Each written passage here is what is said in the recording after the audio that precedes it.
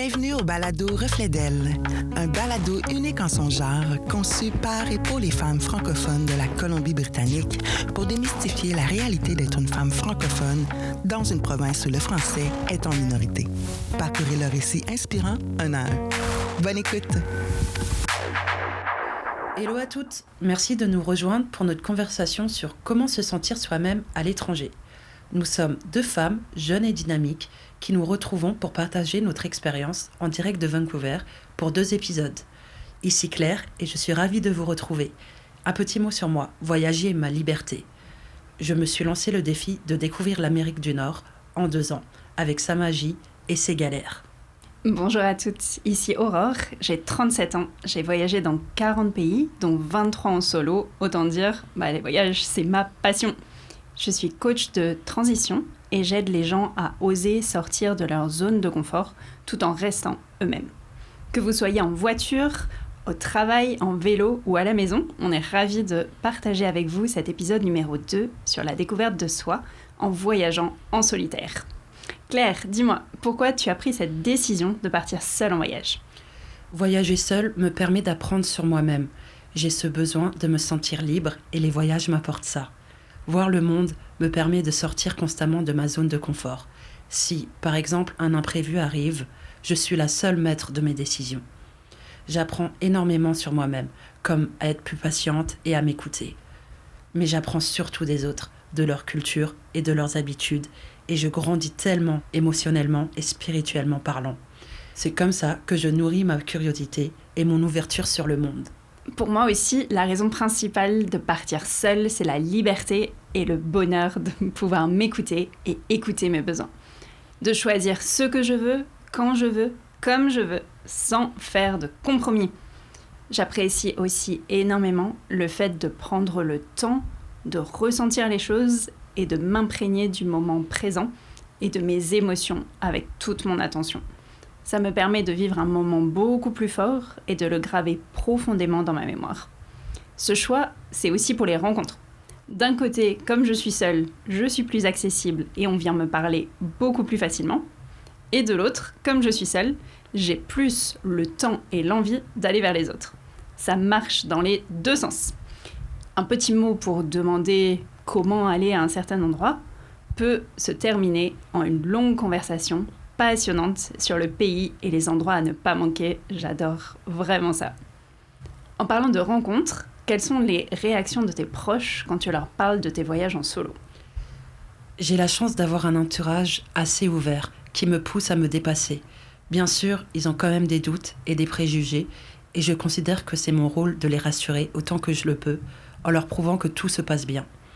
Mais si je suis honnête, c'est surtout eux qui sont là pour moi.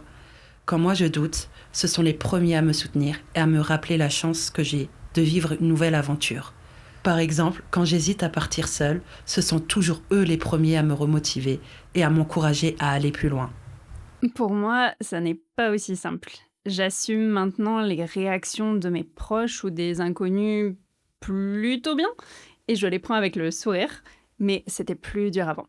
Quand j'annonce en général que je pars seule, la plupart des gens, d'après mon expérience, supposent que je n'ai trouvé personne avec qui partir. Ils me plaignent ou me demandent si j'ai pensé à contacter X ou Y qui peut-être serait intéressé. À chaque fois, même histoire. Je me justifie que non, c'est un choix, c'est voulu, non, ce n'est pas trop dangereux, promis, je ferai attention, bien sûr, je sais ce que je fais. Ils ont juste besoin d'être rassurés. Et même après 17 ans de voyage solo, c'est souvent le même scénario. La différence, c'est que maintenant, j'accepte et je comprends que ce mode de voyage n'est pas pour tout le monde et peut faire très peur à certains, en fait. Je comprends aussi que ce mode de voyage n'est pas pour tout le monde, mais pour moi, c'est vraiment l'occasion de faire de belles expériences. C'est dans ces moments-là que j'aime autant rencontrer du monde et avoir les yeux émerveillés devant un paysage nouveau et atypique. J'analyse chacune de mes expériences comme une belle réussite et un nouvel enrichissement personnel. Un de mes derniers moments marquants de voyage date de cet été, quand je me suis baladée autour du glacier Columbia dans les Rocheuses canadiennes. Même si je laisse toujours de la place à l'imprévu, ma journée était bien chargée en organisation et quand une dame s'est assise à côté de moi, sur le même rocher, à regarder dans la même direction et qu'on a discuté pendant une bonne heure de tout et de rien. Ça a été un moment incroyable de partage. Elle m'a parlé de sa chance de vivre au Canada en tant qu'américaine, de ses 3 ex-maris qui avaient tous une nationalité différente, de ce sentiment de respirer face à la nature grandiose devant nous, de la chance d'être une femme libre aujourd'hui, de ne pas hésiter à faire des choix pour moi et pas pour plaire aux autres. Cette discussion résonne encore en moi aujourd'hui, et le cadre magnifique où on se trouvait a fait qu'ajouter de la magie à cet instant. Au final, c'est ce genre de rencontre imprévue qui reste gravé dans ma mémoire, et pas forcément les photos ou les vidéos. Pour moi aussi, c'est les rencontres qui me font vraiment vibrer. Ma plus belle expérience a été une journée en Indonésie où j'étais en scooter, conduit par mon guide local. Bon, même si je sentais plus vraiment mes jambes après 15 minutes sur la route défoncée. On a roulé au milieu des rizières et des paysages magnifiques et j'avais un sentiment de liberté immense et de légèreté. On est allé dans un village traditionnel reculé d'une minorité locale et on a partagé un repas avec eux et même une bière, ce qui était sacrément inattendu. J'ai découvert leurs coutumes fascinantes et j'ai été accueillie comme si j'étais de la famille. C'était vraiment authentique. Et de manière plus générale, là où j'ai le plus profité et le plus appris, ça a été pendant mon année sabbatique en Asie, en solo. J'ai tellement apprécié le fait de pouvoir prendre mon temps sur la durée sans cette pression que tout va finir dans quelques jours ou quelques semaines. J'étais vraiment plus détendue et plus moi-même, plus ouverte aussi aux bonnes surprises. Ça m'a permis de profiter de mes expériences différemment et bien sûr de m'imprégner des lieux et des atmosphères plus longtemps. Mais aussi d'avoir la chance de découvrir des aspects multiples de la culture locale de manière plus approfondie et plus complète. Ça me fait penser à quand on me dit « Je connais la France, je suis allée 4 jours à Paris !» J'adore Paris, pas de souci, mais il y a tellement d'autres aspects différents ailleurs. Et pendant mon année sabbatique, j'ai eu la chance de pouvoir sortir des sentiers battus aussi, même si ça demande 15 heures de bus pour aller dans un endroit éloigné. Je te remercie pour ce partage, Aurore. Je trouve ça fantastique d'être partie pendant 1 an seule à la découverte du monde. T'as dû en voir du pays. Je suis curieuse de savoir ce qui a été le plus difficile pour toi. Je dirais que c'est quand j'ai été vraiment malade. Dans ces cas-là, j'ai besoin de repos et d'un lit douillet et de facilité. Et qu'est-ce que j'ai à la place ? Tout l'inverse. Un endroit inconnu, hors de ma zone de confort, à devoir réfléchir au système de santé local. Comment voir un médecin ? Comment ça marche avec l'assurance ? C'est dur dans ces moments-là de devoir me débrouiller seule, sans personne à mes côtés, pour m'aider quand même les choses basiques deviennent compliquées. Je ne peux pas juste ouvrir mon frigo comme à la maison pour me nourrir. Il n'y a pas forcément d'épicerie à proximité non plus. Et de toute façon, je n'ai pas la force d'y aller. Quand je tiens à peine sur mes jambes, pas facile de me déplacer non plus pour aller voir un médecin. Je donnerai alors beaucoup pour un soutien physique et mental. Et la barrière de la langue, que d'habitude je prends plutôt avec le sourire, devient très fatigante et frustrante. Résultat, je rumine, l'anxiété prend le dessus et je vois tout en noir. Combien de temps ça va durer ? Est-ce que je dois tout changer de mes plans pour la suite du voyage ?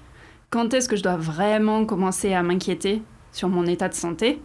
Toutes ces fameuses questions qui tournent en boucle. Heureusement, je n'ai jamais rien eu trop grave et c'est souvent un sale moment à passer, mais qui est vite oublié après. En plus, maintenant, j'apporte une bonne trousse à pharmacie et des solutions buvables à base de protéines pour me nourrir juste au cas où.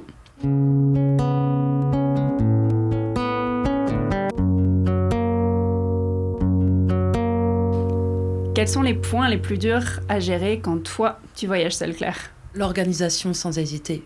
Dans le premier épisode, je disais que ça me rendait anxieuse. Mais des fois, on n'a pas le choix. Surtout quand ça vaut le coup. Voyager seul est un coût non négligeable. La chambre d'hôtel ou d'auberge de jeunesse se paye seule, se déplacer aussi, surtout dans des endroits avec des transports en commun limités, voire sans transport. Et même si le monde a évolué, on reste des femmes et on doit redoubler de prudence. Oublions pas que l'autostop est d'autant plus dangereux pour une femme que pour un homme.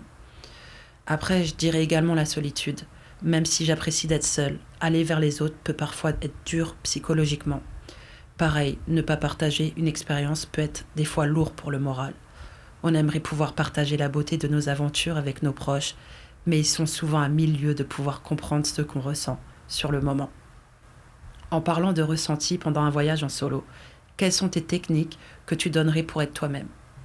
Il faut bien se connaître et faire ce qui nous correspond, ce qu'on aime vraiment et ce qui est aligné avec nos valeurs.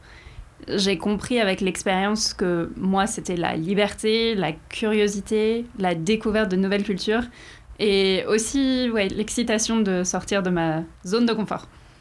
C'est important de bien choisir la destination, les activités, mais aussi le type de voyage. J'avoue que pour moi, ça serait genre l'enfer, alors que pour d'autres, ce serait vraiment le paradis, de voyager en groupe, à ne rester qu'avec les gens de son pays, avec des horaires ou des programmes fixes, sans liberté. Imaginez dormir dans des chaînes d'hôtels où tout est identique où qu'on se trouve et d'y manger la même nourriture qu'à la maison. Non, merci, vraiment. Je te rejoins. Le meilleur moyen d'apprécier un voyage seul est de s'écouter. L'avantage est qu'on est seul à décider de ce qu'on veut faire et quand on veut le faire. La seule personne qui doit être d'accord avec nous, c'est nous-mêmes. Pour moi, le voyage m'a vraiment appris à mieux connaître mes limites et aussi mes propres attentes et celles que j'avais des autres. Par exemple, je me suis toujours définie comme une solitaire, comme ayant besoin de personne pour passer un bon moment.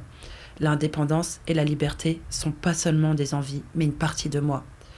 Du plus loin que je m'en souvienne. Et justement, voyager et être loin des gens que j'aime et dépendre que de moi-même m'a appris à plus apprécier les moments présents avec ma famille et mes amis. J'aurais jamais cru qu'il me manque autant et que j'avais autant besoin d'eux. Et pourtant, je me sens des fois en décalage avec eux, ayant pas les mêmes attentes de la vie, mais grâce au voyage, c'est pas seulement moi que j'écoute plus, mais eux aussi. Et quand je me sens plus apaisée, je suis bizarrement plus proche d'eux. Intéressant ton point de vue, Claire, et vraiment différent du mien. J'ai compris que pour moi, les découvertes et les aspects que je recherche lors des voyages ne sont pas uniquement cantonnés en voyage, et qu'ils définissent en fait mon style de vie et ce que j'aime faire au quotidien. Que ce soit dans mes lectures, pour en apprendre plus sur certaines cultures, les films étrangers que je regarde, ou les restos où j'adore goûter à un type de cuisine différent. Je vais aussi à des événements pour rencontrer des gens venus d'ailleurs. J'aime les expos qui me font voyager et rêver, et aussi qui me donnent envie de sauter littéralement dans le premier avion.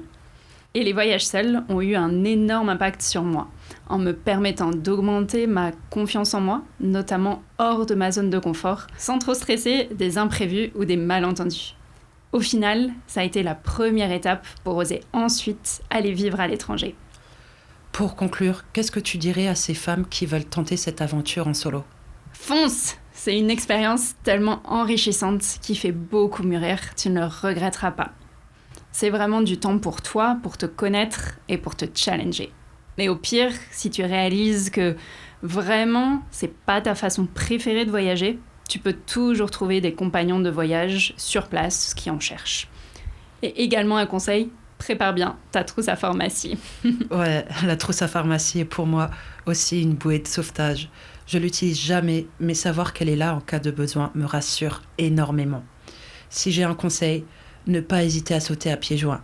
On n'a qu'une vie et il faut la croquer autant qu'on peut. Vivre, comme on l'entend, veut pas dire être imprudente ou égoïste, mais être fier de nous à la fin de l'aventure. Merci à vous de nous avoir écoutés. On vous souhaite de vous lancer. L'aventure est que le début du bonheur. C'était Aurore, Claire et Vicky à la prod. À bientôt pour de nouvelles découvertes. Vous écoutiez Reflet d'elle, un balado produit par Réseau Femmes Colombie-Britannique et conçu à 100% par et pour les femmes francophones de notre province. Nous remercions l'appui essentiel du gouvernement du Canada qui nous a permis de réunir ces récits de femmes en une grande fresque audio.